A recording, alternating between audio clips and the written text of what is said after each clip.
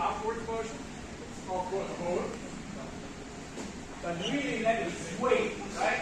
Let the sticks carry you out and you have to withdraw. That's what Alex was talking about. How much weight do you have in your head? 1.5 kilos. Why? Not much weight. So we stop and we go the other way around.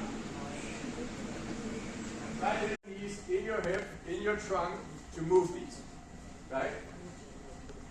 So, if you have this motion, this is a great teaching tool for runners.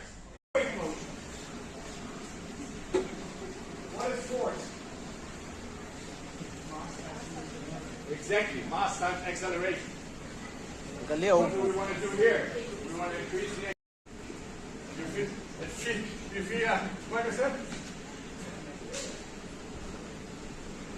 Find a rhythm, forward and backwards.